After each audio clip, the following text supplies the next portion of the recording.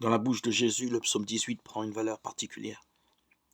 N'est-il pas celui qui, mieux que quiconque, observe la loi dans son intégralité, lui qui assure d'une part que par un seul iota, pas un seul trait ne disparaîtra de la loi jusqu'à ce que tout se réalise, Matthieu 5, 18.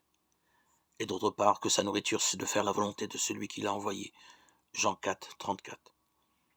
Ainsi le cœur de la loi n'est autre que l'amour du Père et de sa volonté. D'où la réaction de Jésus qui, entrant dans le temple, renverse les étals des marchands d'offrandes. Pourquoi une telle violence? Parce qu'il connaissait ce qu'il y a dans l'homme. Ce que Jésus renverse, c'est la mauvaise compréhension de la loi, une compréhension marchande, légaliste. J'achète une colombe, un mouton ou un bœuf, selon mes moyens ou le poids des péchés qui pèsent sur mon âme. Je l'offre et me voilà en règle, sans grand effort, sinon financier. D'où le cri de Jésus. Cessez de faire de la maison de mon Père une maison de commerce. Jean 2, 16. L'amour est premier.